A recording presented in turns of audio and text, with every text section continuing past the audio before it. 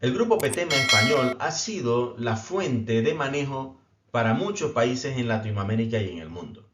Y podemos observar la evolución de este protocolo, desde el protocolo LPA 96, el 99 y el 2005, y cómo las respuestas completas fueron mejorando, prácticamente de un 90%, después del 91%, 93%.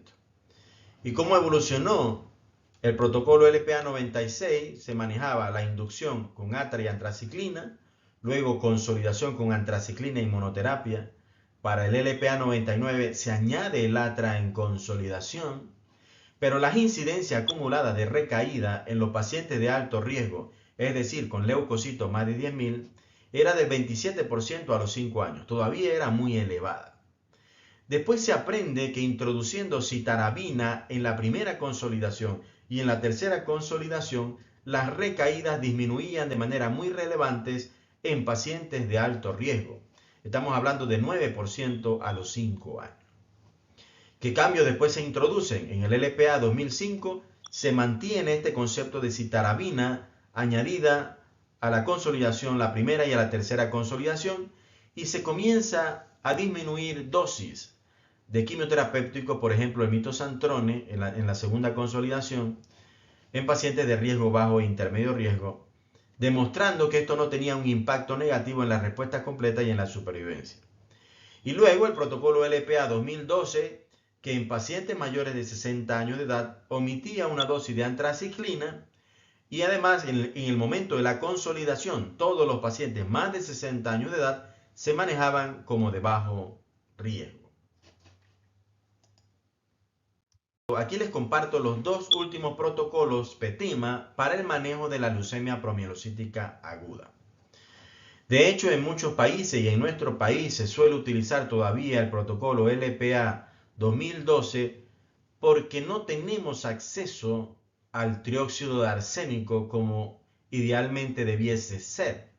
Por eso que el tratamiento base sigue siendo atra con quimioterapia.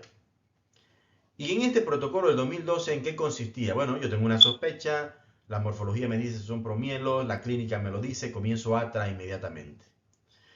Luego que he hecho el diagnóstico molecular, bueno, yo le tengo que sumar lo más rápido posible el tratamiento con la antraciclina. Y la dosis de hidarubicina, 12 miligramos metro cuadrado, los días 2, 4, 6 y 8. Para pacientes más de 60 años de edad se obviaba una dosis de la antraciclina y esto se sumaba junto con el atra a una dosis de 45 miligramos metro cuadrado hasta la remisión.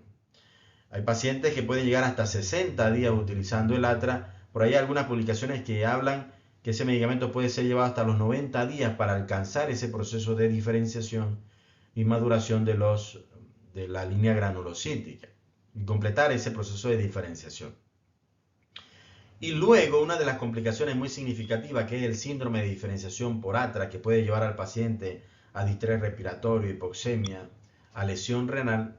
Como profilaxis se utiliza la dexametasona 2.5 miligramos metro cuadrado cada 12 horas por 15 días en pacientes con leucocitos por encima de 5.000.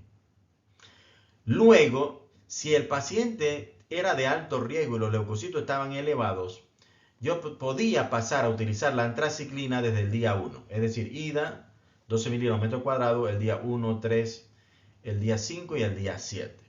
Y si no tenía la posibilidad de administrar inmediatamente la ida, daba citorreducción con hidroxiurea para disminuir el riesgo de síndrome de diferenciación y el riesgo de sangrado. Después que hemos dado la inducción, y casi la totalidad de los pacientes va a alcanzar respuesta completa, pasamos a la consolidación. Y en la consolidación viene la estratificación de riesgo. Riesgo bajo, riesgo intermedio y alto riesgo. El de alto riesgo es el que tiene más de 10.000 leucocitos. El riesgo intermedio, menos de 10.000 leucocitos. Y plaquetas están más de 40.000. Menos de 40.000. Y el paciente de bajo riesgo es el que tiene plaquetas más de 40.000 y leucocitos menor de 10.000. Cada uno va a tener su esquema de consolidación adaptado a este riesgo. En este protocolo, si el paciente tenía CD56 más de 20%, si era de bajo riesgo y buen estatus performance, se trataba como de intermedio riesgo. Y si era de intermedio riesgo y tenía el CD56 positivo más del 20%, se trataba como de un alto riesgo. Son 3 consolidaciones, 1, 2, 3. y posteriormente un mantenimiento por 2 años. ¿Qué cosa cambia con el protocolo 2017? En el protocolo 2017 ya existía la evidencia amplia que en los pacientes de bajo riesgo, leucocitos por debajo de 10.000, que son los pacientes de bajo riesgo e intermedio riesgo, se benefician de utilizar trioxo arsénico con atra.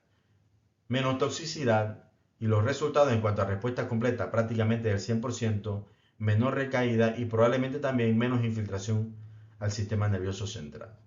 Y en este protocolo, para los pacientes de bajo riesgo, menos de 10.000 leucocitos, o pacientes de más de 70 años de edad, la inducción consiste en atra más ato, y la profilaxis para el síndrome de diferenciación se hace con prednisona 0.5 miligramos por kilo por 14 días. Luego de la respuesta completa, viene la consolidación por 28 semanas con atra y ato. Esto para los pacientes de bajo riesgo, leucocitos por debajo de 10.000. Para los pacientes de alto riesgo con leucocitos por encima de 10.000, que son los que tienen más posibilidades de recaer, que son los que hacen más complicaciones como el síndrome de diferenciación por atra, que son los que pueden tener más de riesgo de sangrado, se utiliza básicamente el mismo protocolo de alto riesgo del 2002. Ustedes pueden observar que si el paciente tiene más de 10.000 leucocitos, la inducción es la misma, 12 miligramos por metro cuadrado, pero como es de alto riesgo, hay que comenzar la antraciclina el mismo día, 1, 3, 5, 7. Para mayores de 60 años se elimina una dosis de la antraciclina. Y la atra 45 miligramos por metro cuadrado hasta la remisión, que se habla mínimo 28 días y hasta 60 días. Profilaxis con prednisona y luego viene la consolidación. En pacientes menores de 60 años es la misma consolidación que el protocolo LPA 2012. Para pacientes más de 60 años de edad, la misma consolidación de los pacientes de bajo riesgo o pacientes mayores de 60 años del protocolo PTEMA 2012. Y luego viene un mantenimiento con atra más ato. ¿Cuál es la diferencia del protocolo? Bueno, la incorporación del concepto que atra más ato, excelentes resultados en pacientes de bajo riesgo. En pacientes de alto riesgo, la combinación atra más ato bien puede ser insuficiente y por eso hay que incorporar además una antraciclina o se podría incorporar el Gentusumab. Saludos, espero la información les sea de utilidad.